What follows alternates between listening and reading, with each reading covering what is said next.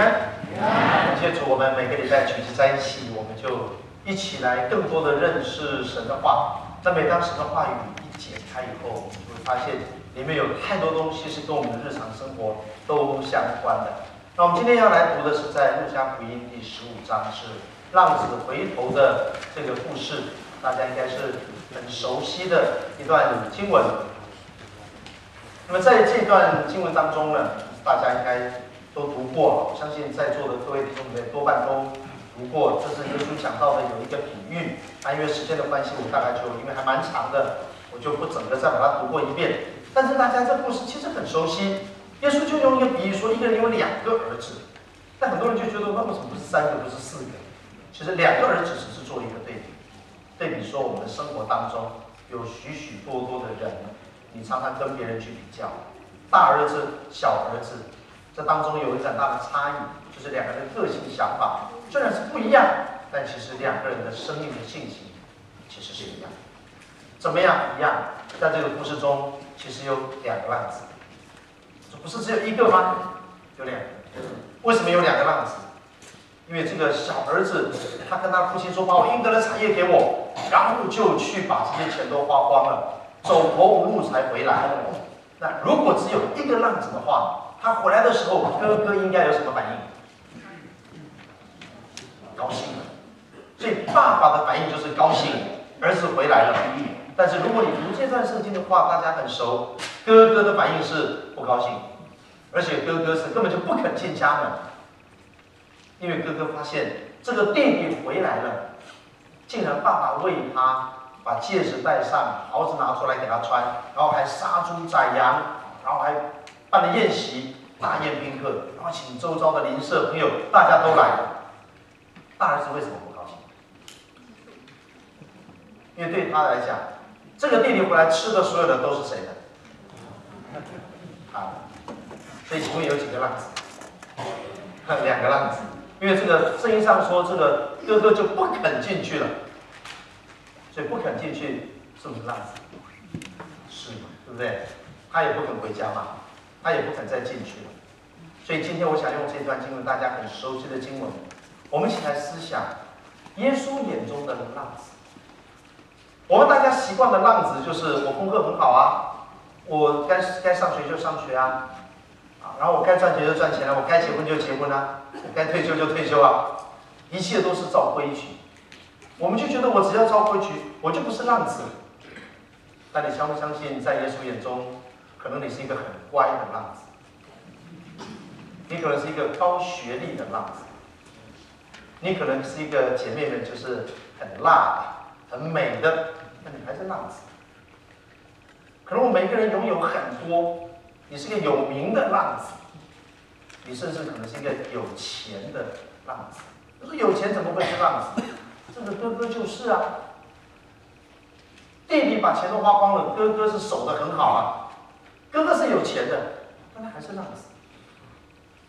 什么是浪子？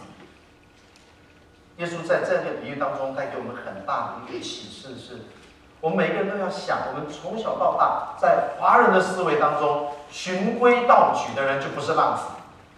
人家叫你干嘛你就不干嘛，你不照着规矩来，你就是浪子。在社会评价当中，我相信今天在座各位，你应该都不是浪子，包括在信仰当中，你也不是浪子。因为礼拜天你有来聚会，你就不是浪子。但是我们世俗的看法，跟我们习惯性的看法，就代表那是上帝的看法吗？这是我们今天需要来思考。耶稣眼中的浪子，谁是浪子？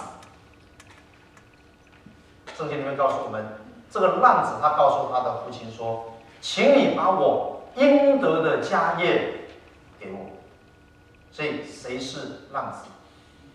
如果你不懂得世界上没有什么是你应得的，那你就会是浪子。因为这个儿子是你把我应得的给我，我要离开你。当我们不懂得跟神一起同工，我们没有办法享受我们跟神一起生活在一起的生活方式，在神眼中，那我们就是浪子。为什么这个哥哥会这么生气？因为这个哥哥觉得说，那我在家里面耗这么久，我在家里面这么久，那不都白待了吗？原来可以这样搞啊！原来是骗一个人把他该有的钱拿走了，而且都花光了，最后呢，还可以回来。那早知如此呢，我也出去啊！凭什么你在外面吃香的喝辣的，我就天天在家伺候老爷子？你在外面左拥右抱，我就在家里面打扫，我就在家里面伺候爸爸，孝顺他。结果你把你的钱都花光了，你回家，爸爸也会把你骂一顿。从当年你要出去，爸爸就没有把你骂一顿。现在千金散去，你回来，爸爸还是没有把你骂一顿，还拥抱你，虽然你很臭，然后还给你戴戒指，还给你穿袍子，还立刻就设摆宴席。你写悔过书了吗？没有。你有做出任何的保证？你开记者会了吗？没有。这叫做无条件接纳。哦，原来爸爸是无条件接纳，那我干嘛？我为谁辛苦为谁忙？所以这个哥哥在家里面当了一辈子的宅男，他在家里面他就觉得这样的生活方式已经是我觉得我所追求最理想的生活方式了。忽然之间，弟弟一回来以后，就显出哥哥的笨，就显出这哥哥说：“那我太愚蠢了，那我干嘛每天在家做这么多事？早知道我也出去啊！反正不管怎么样，最后都是无条件接纳。既然是无条件接纳的话，那我何苦来哉？”所以你知道有一种基督徒就会跟我说：“他说刘牧师啊，我们这个贷款很多哈，但愿主耶稣真的赶快来。”因为所有的贷款就不用还了，所以呢，我现在借越多，我到时候就赚越多。你听得懂这个逻辑吗？我负债越多嘛，啊，那当主耶稣来说，反正一样大家都不用还了嘛，那我就赚了。你觉得这是基督徒该有的观念吗？不是。可是偏偏人性就是这样，所以在耶稣的眼中，我们其实都是某种程度的浪子。因为在人性的里面，就觉得一切都是应得的。在人性的里面，当你觉得你是应得的，然后你又看到别人做的比你少，得的比你多，你就受不了。在早期没有 Google 的年代，那个时候小朋友有问题都要写信去报纸问。我不晓得比较年长一点的还有没有这个印象？早前报纸是回答很多问题的。没有网络的时代，在美国有一个小朋友，这真实的故事。他有一天写一封信到报社，他说：“请问，我为什么要当乖小孩？我当乖小孩有什么好处？因为我觉得世界很不公平。我弟弟很不乖，他只要做一件乖的事情，妈妈就夸奖他。那我很乖，我只要做一件不好的事情，妈妈就说：你看看你怎么犯这个错误。”我心想说：天哪！我被你骂的错误，弟弟天天都在犯。而弟弟只要有一次做了我已经做了千百万次的事，弟弟只要做一次，你就夸奖他，就发红包，然后就请吃饭，不公平。我考100分，只要有一次99，妈妈就说你怎么又粗心大意，怎么这么不小心？弟弟从来没有及格过。有一天忽然间回来翻天几天说：“妈妈，我今天考60分。”妈妈说：“哇，太棒了，太棒了！来，赶快，带你去买东西。你今天要买什么礼物？”然后发红包。这个哥哥说：“我真是要崩溃了，这个世界我看不懂。如果这样的话，那我也可以坏啊。那我干嘛要当乖小孩？我当乖小孩到底有什么好处？我为什么要当乖小孩？这是很诚恳的一个问题。”哇，那个报纸的主编真的不知道怎么回答，他很头痛。那是真实的故事。他那个礼拜去做礼拜，牧师正好讲一天道。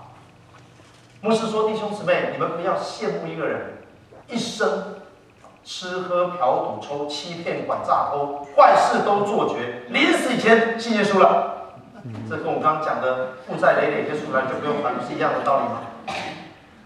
你就觉得我亏大了，对不对？我一生就守一个老婆一个老公，真是亏大，人家什么都尝过啊。所以很多没有信主的人说，你们信耶稣的人过的日子太无聊了，你们根本不懂得活着的乐趣呀。这生活多么的多彩多姿啊！有时候觉得好像是哦。我们这些人循规蹈矩，礼拜天还做礼拜，你过着什么日子啊？礼拜天应该是在外面灯红酒绿的日子才对。这个牧师讲到的时候，他就提到，他说圣经有一个比喻，葡萄园的比喻。有一个人一大早就被园主呼召进葡萄园工作，这是天国的比喻。结果他做到发钱的时候，他也是差不多崩溃了，因为他发现他一大早6点做到5点，结果那个4点下班前1个小时进来葡萄园的，领的钱跟他一样多。弟兄姊妹，你觉得这样公平吗？真的不公平，真的很不公平。那这个世界向来是不公平的世界，不是吗？你真的觉得这个世界公平吗？1分耕耘1分收获。以前我们读书老师就这样说：认真读书，1分耕耘1分收获。我后来发现都是骗人的。至少读书这件事情，绝对不是1分耕耘1分收获。因为班上那个第1名真厉害，我就发现我已经尽我可能的不睡觉，但我还是得睡。我就问那个第1名的说：“你是不是都不睡觉？你怎么可以每个科都考满分？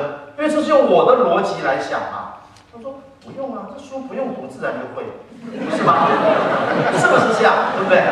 你们在这里太多会读书的，你们就是从小到大搞死别人的人啊。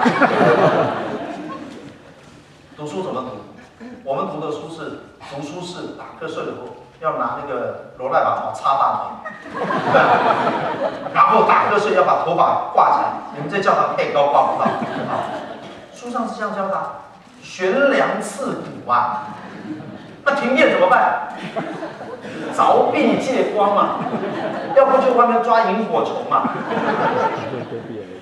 我后来明白，如果你读书要读到这种程度，只证明一件事。你不是读书的料。所以世界从来不是用公平在运转，我们必须明白这件事情。所以在那个葡萄园的比喻里面就讲到说，你那么早就进来，重点是你有没有 enjoy？ 我今天一早出来就找到工作了，结果你竟然去嫉妒那个到4点进来就有工作的。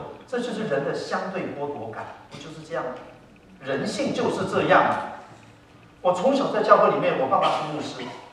我从小在教会里面，我一直长时间不明白一件事，就是我发现上帝特别喜欢新来的。那个上台做见证的人说：“哎呀，我真的是信主以后，我本来财务很大的困难，可是真的感谢主，人家介绍我认识耶稣，祷告，本来几千万的债务全部都还光了。”坐在底下的就觉得现在是怎样？人家几千万还光了，我差个3000块，银行还催缴，做你上个月信用卡啊，就怎么样，还给你循环利息。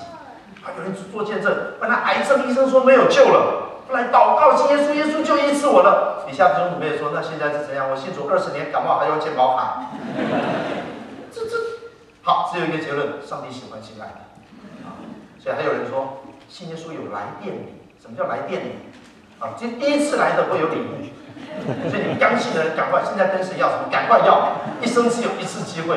出信的时候跟神祷告，求什么都灵，因为你新来的，神就反正新来的啦，啊，就给你 special， 是这样吗？所以我长时间会觉得好像，那我干嘛？我做牧师的儿子，台风想啊，今天算了，神啊，你知道我今天塞车，今天台风，我今天就不方便去了。那谁叫我是牧师的儿子？所以我跟爸爸说，我可不可以不要去？爸爸说，那你是牧师的儿子都不来，那谁来？我就得去啊！祷告会，所有的聚会，连大专联考的前一天，我都还去做礼拜。那我当然就会想，我没功劳也有什么劳？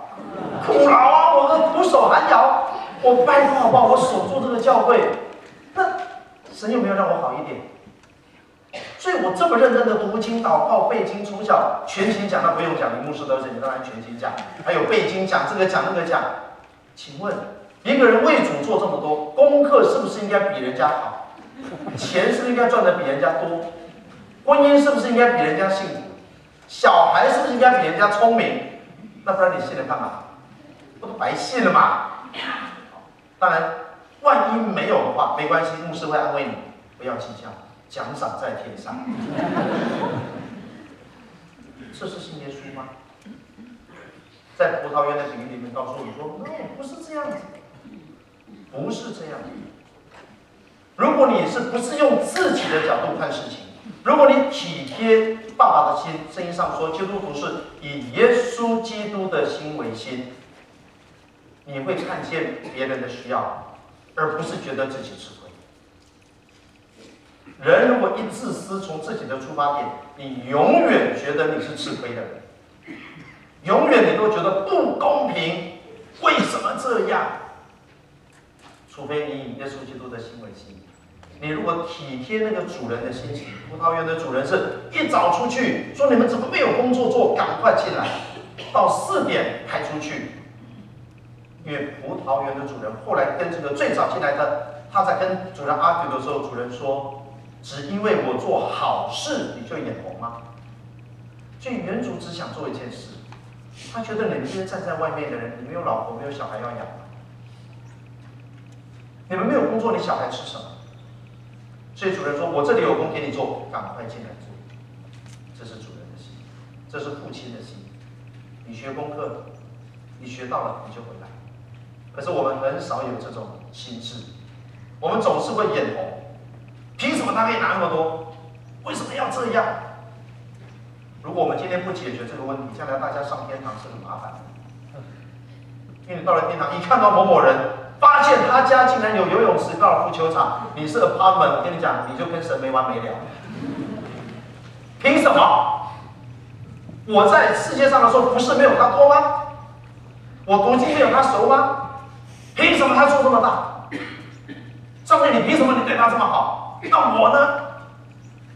一群基督徒到了天国，抽号码牌跟上帝理论，请问那是你想去的地方吗？弟兄姊妹，这个问题不是将来死了才解决，是现在就要解决。如果现在我们信主的人，如果现在你有了一个真理，有了认识的真神，每个礼拜做礼拜，你却从来不会享受每一天在主里的劳苦不是徒然的，你不相信神是公平的，你不相信神给你的就单单为你量身预备的，那你虽然在这里聚会，你一离开教会的时候，你里面还是冲突的，因为里面就是觉得就是不公平，这世界就是不公平，所以来到神面前只有神是公平的。后来发现原来上帝也不公平，就爱新来的，那你当然就觉得你的信仰是过不去的。你怎么晓得人家为什么4点来？一个真正信主的人是一大早来工作，会告诉4点的说：“好可惜啊，你都不知道，今天一整天跟原主人一起工作多么的快乐，跟这样的人，跟这么有爱心的人，跟这么 nice 的人在一起，简直是啊，你没办法体会。我太幸福了，我一早就进来。”如果这个人是这样，他会跟原主说：“原主，我看你不要给他1000，你给他2000。我看这个人他4点才一定有补妆，我一大早叫你过来，因为我老婆是不吵不闹的。那不是每个老婆都是这样的，你明白吗？好，我举一个例子，我女儿现在读高1，她在台湾读书。她有一天跟我回来讲说：“啊，爸爸，我们今天发生一件很好笑的事。我们老师，他一个班上的导师说我们这老师很亲民的。他说什么时代还叫老师？他的名字叫某某宽，长宽高的宽。他从开学第一天就告诉同学说：你们不要叫我老师。他也很年轻，刚刚毕业没多久，很有热情。你们直接叫我阿宽，或者叫宽宽，或者叫宽。哇，这个学生就觉得这老师很赞，这个老师没有价值，所以同学们都叫他宽了。结果老师那天就很严肃的说：同学们，老师很关心你们没有错，但请不要半夜1点传简讯给我，而且内容太暧昧了，你们已经把我搞死了。发生什么事呢？是真实的事情，我女儿班上的事情。这个老师昨天晚上1点钟手机简讯响，那他已经睡了，那他太太没有睡，本能嘛，就看谁呀，半夜1点传简讯。一看，二话不说，直接用脚把老公踹下床。你给我起来，把话给我讲清楚，怎么回事？啊，我说什么嘛？什么？你自己看，上面写宽，人家那个没有来，怎么办？哇，太太简直气炸了。对，连前面的小朋友都知道那个没有来什么意思啊？女生什么时候那个没有来？就怀孕嘛，就气炸说你先给我抓到了啊！你这样就开始就跟他吵了。这个老师说你不要那么激动好不好？这是学生会传这种简讯。他说真的，我明天去学校查清楚，你少来。他说好，我们不要吵了，现在半夜1点多了，我明天还要教学。你现在马上回头，因为他刚传来嘛，你去求证，我真的没骗你。好，姐妹们，要不要求证？啊，要，当然求证。好，请问求证，你身为一个先生，你的想法，太太打电话回去该怎么说？喂，然后呢？请问哪位嘛？然后呢？请问你是谁？我们刚收到一个简讯，是不是我们男人是这样想的嘛？对不对？好，太太打回去。喂，你要不要脸啊？做这种事情就劈头从头就叭就抓狂，就叭。对方只传来哭泣的声音，一直哭，一直哭，一直哭。你哭，你有脸哭，敢做这种事就不要哭。你再来骚扰我老公，你试干就反正叭，非常难听的那些话，骂完以后，不要再跟我联络，然后就挂断。问老公，你有什么话讲？老公说，我完全没有话讲，无言以对。两个人就吵架。吵，所以第二天老师熊猫眼，我快搞死了。谁？昨天1点，后面一个女同学，老师对不起，来了没？今天早上来了。那我就问我女儿说，那你这样也很坏啊！你一个高中生、高1的女生，你没事传老师这种很奇怪的简讯，你那个没有来，那跟老师有什么关系？我女儿讲一句话，她说：“爸爸，你到底了不了解啊？你以为每个人家里面的爸爸都是有功能的吗？你以为像我们这种年纪的人，每个人家里都有爸爸吗？”其实听完心里是非常难过。他说：“因为这个老师对我们很好，所以当这个孩子、这个学生他有一些难处，他不知道跟谁讲，就什么都跟老师讲。”我只是举一个例子说，弟兄姊妹，你要了解，你们都很会念书，你们都很优秀。可是你能够理解为什么有人4点才出来吗？有没有故事？有故事，是不是？你不能期望每个人都跟你一样，早上6点，然后做完早操5点就出国，早上5点钟起来灵修祷告读经完，已经在那边准备我今天要上工了。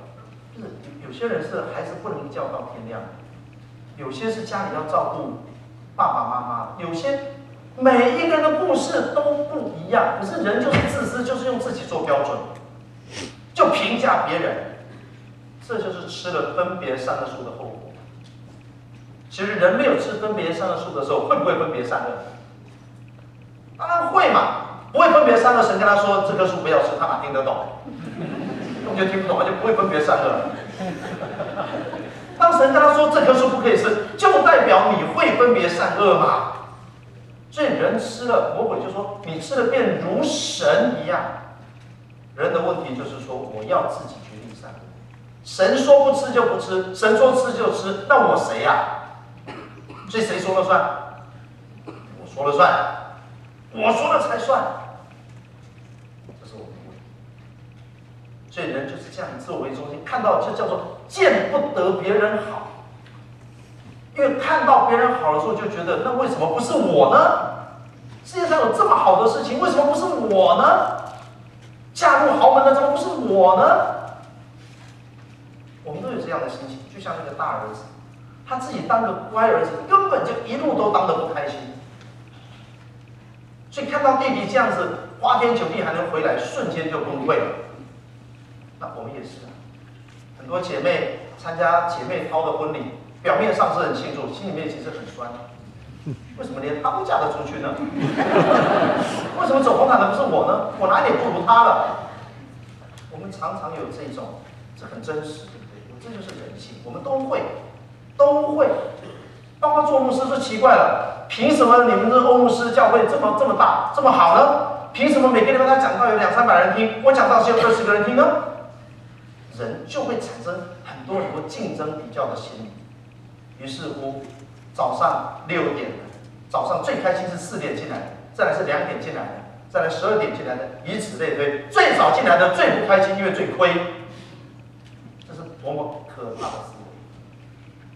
如果你真是一个明白真理，真是一个有神同在的人，你不但不嫉妒别人，你还为别人求情，因为你已经满足了，因为你有平安喜乐在你的里面。你会说：“主人啊，我觉得他4点来一定有故事，虽然我不知道那个故事，但是如果可以的话，我想你可以给他2000银子。”我们是巴不得别人好，而不是见不得别人好，差一个字。你到底是见不得别人好，还是你巴不得别人好？那就看出你是不是一个真正神的人。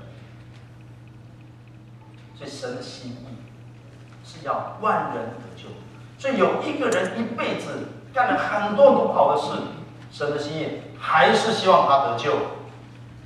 好，这个牧师当然讲那些东西以后，他就告诉弟兄姊妹说：所以不要羡慕当一个在罪恶里打滚，最后1秒才信主的人。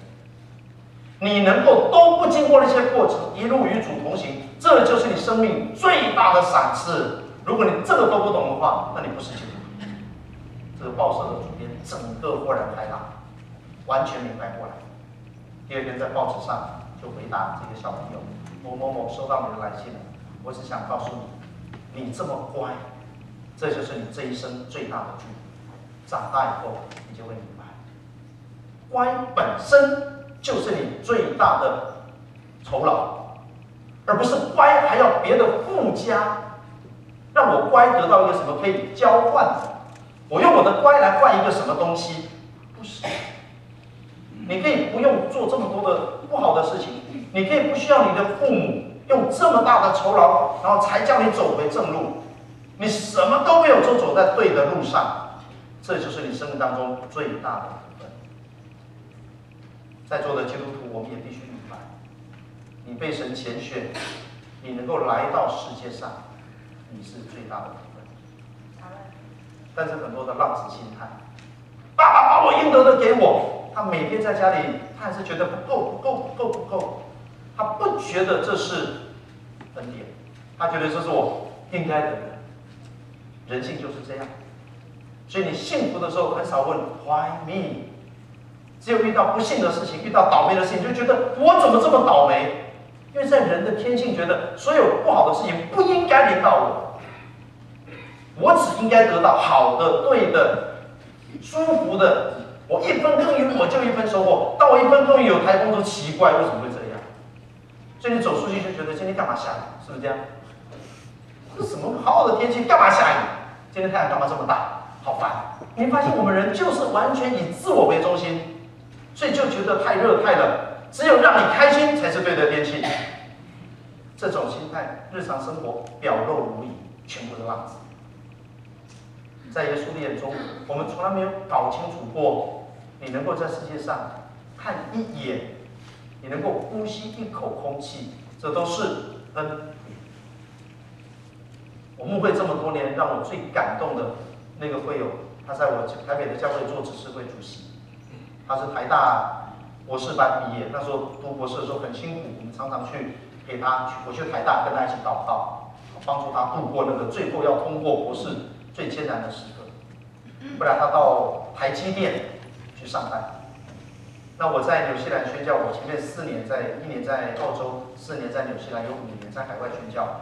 后来我回台湾，有时候去看他，然后听到她怀孕，很高兴。那她怀老3的时候，他就跟我，因为他们怀孕流产好几次，所以他们很珍惜他们的孩子。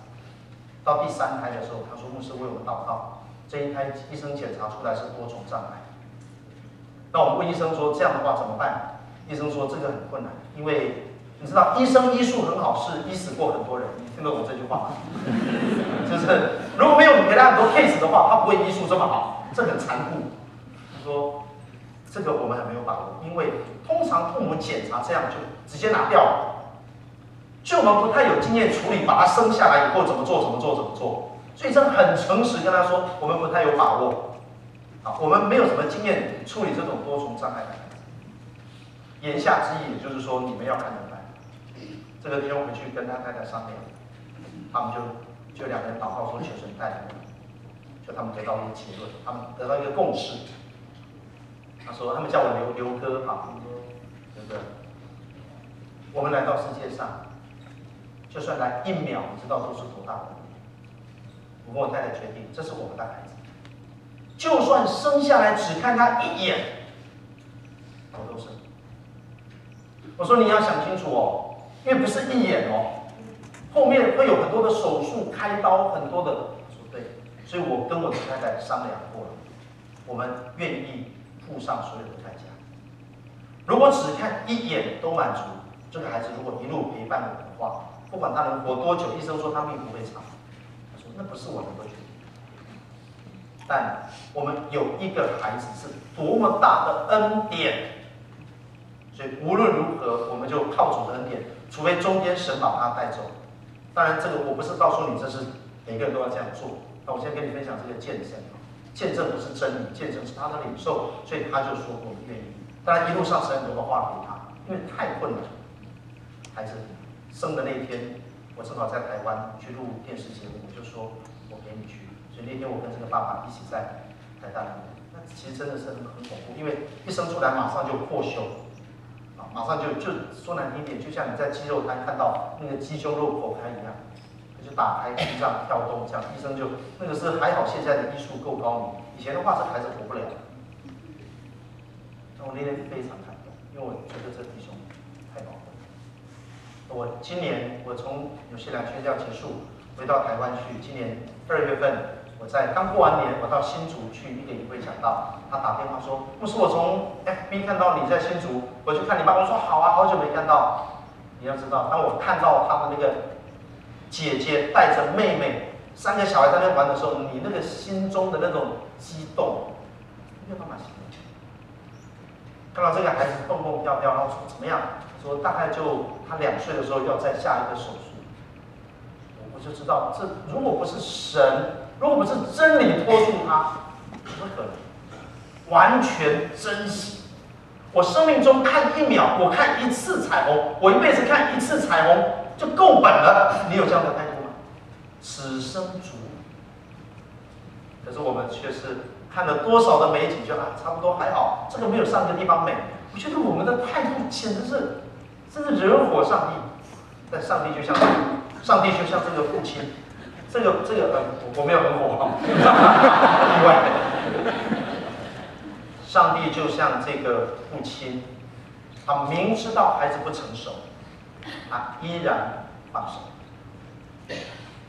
那我自己以前读这段圣经，我很难懂，因为我爸爸是那种很严格的，爸爸是沈阳人，然后跟着国民党政府到台湾去，所以爸爸是那种很传统的、权威的。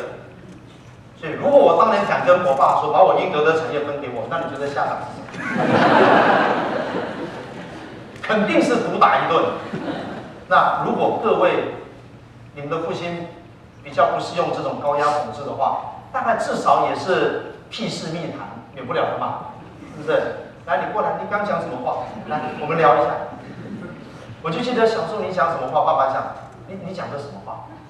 啊，你这是人说的话吗？你说话不摸良心的吗？啊，我从小是在这样的思维中长大。所以当我看到说这个孩子敢跟他爸爸讲说把我应得的产业分给我，爸爸没有一句重话出去，我觉得很不可思议。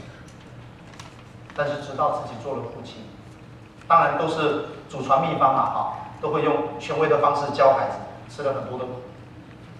那养了4个孩子以后，很深的体会说，确实，孩子有的时候对父母最难的就是放手，因为中国是皇帝养大的，皇帝不是养育，皇帝是统治我们，所以很多父母也是统治小孩，不是养育小孩。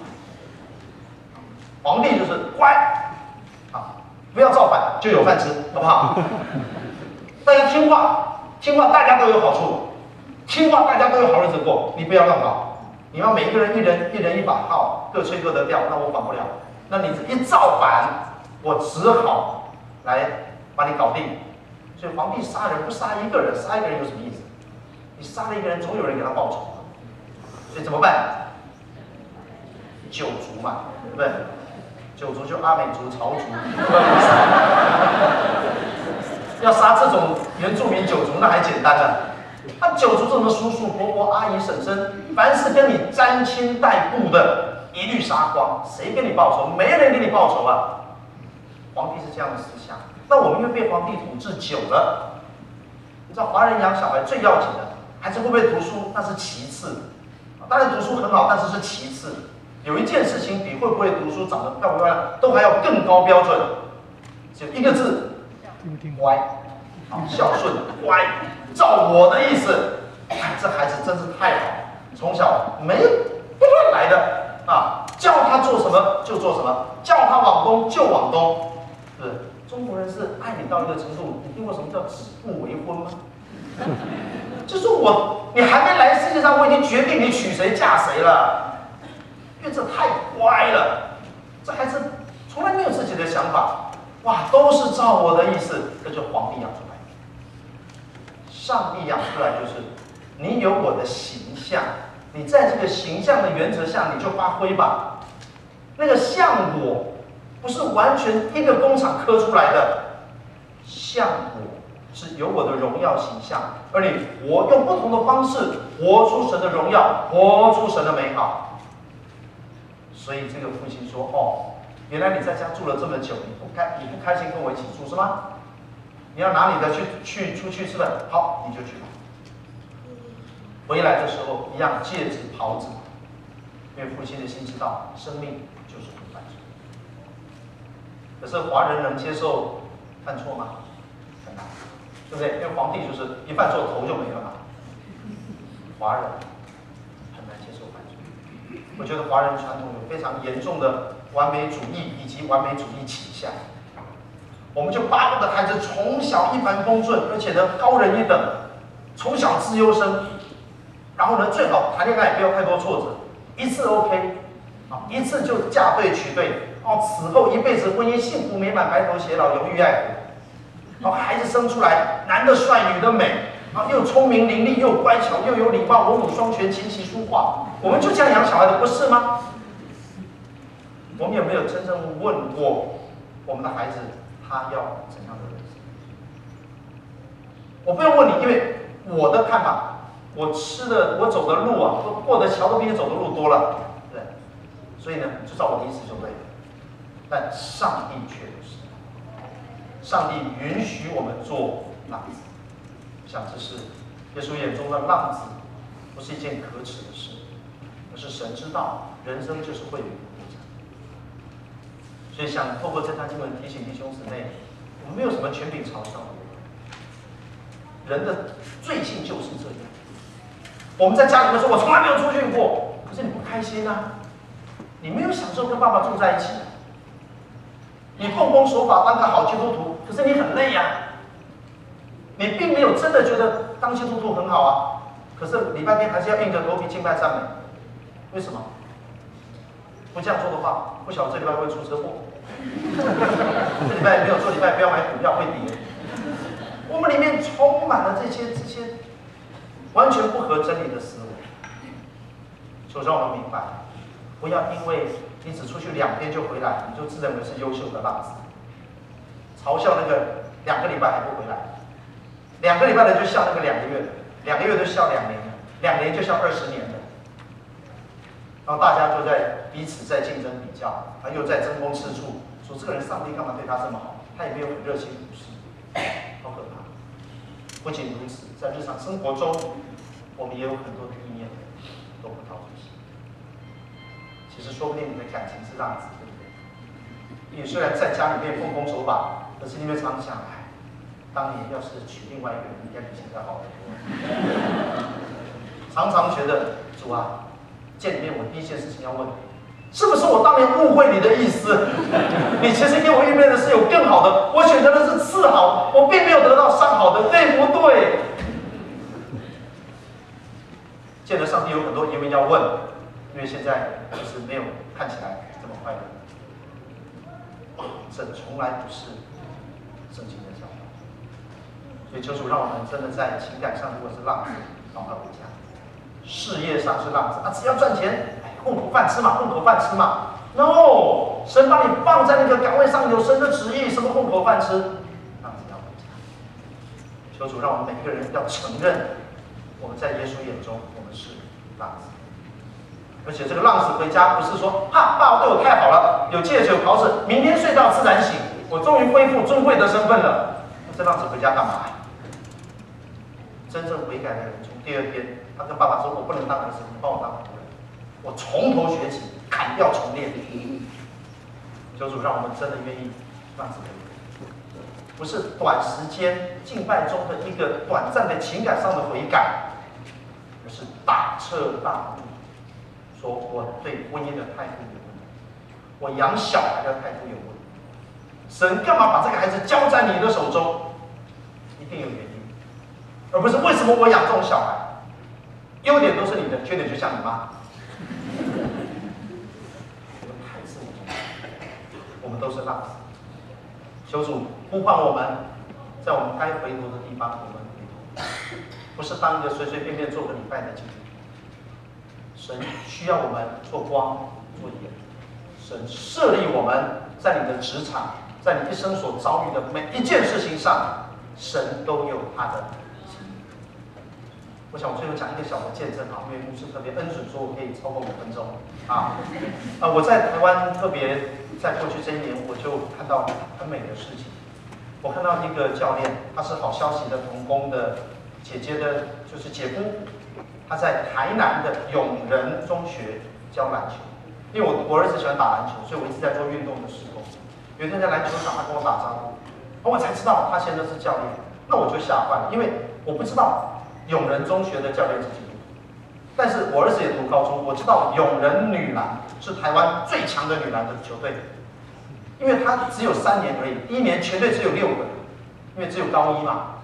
那你知道篮球几个人打？5个人呢。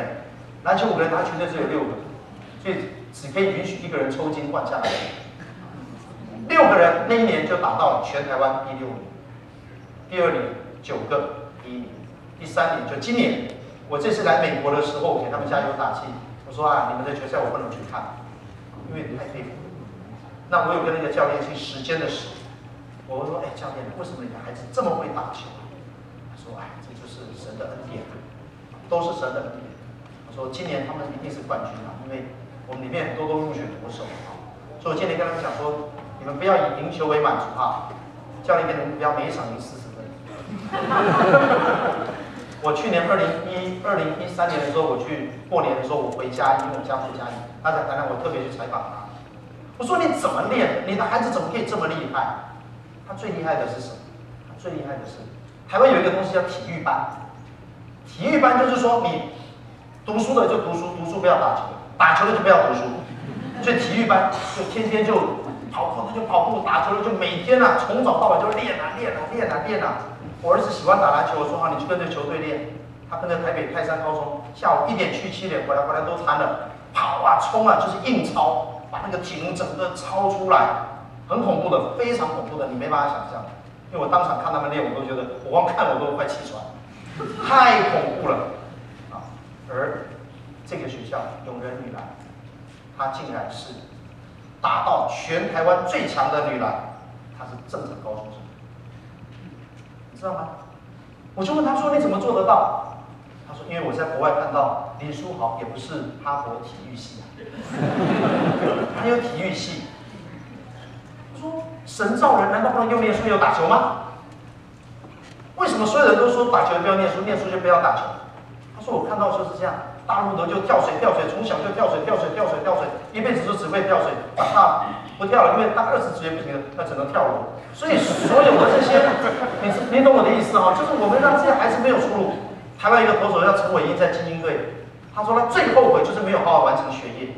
他投的这么好，他说在球员休息室，我的队友讲的东西我全部听不懂，只要棒球以外我就听不懂，我只懂直球、滑球、变速球、直插球。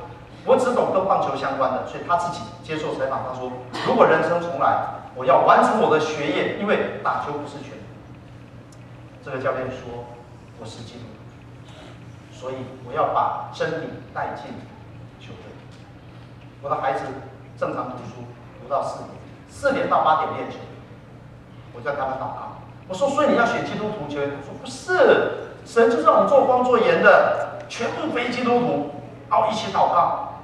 他说你们只有2条路，你们又打球又读书，打球比人家少，读书比人家少，只有2条路，一条路2个都比人家厉害，一条路2个都比人家烂。你们要哪？2个都比人家好，不可能。你书都比人家好，球打得比人家少，你凭什么2样都比人家好？不可能，只有一种可能，上帝给你智慧。只有一种可能，你相信你是神造的。他说我是以色列人，周遭非利士人都在讲说打球就不要读书。我是以色列人，我就信神的话。所以教练为你们祷告。如果你是家长，愿不愿意这样祷告？愿意，没有什么话讲，祷告就第一名。他从国中就带他们10年拿8个冠军，太厉害了。高中无敌的。他说，可是我的校长是其他的信仰。要出去比赛的时候，请法师来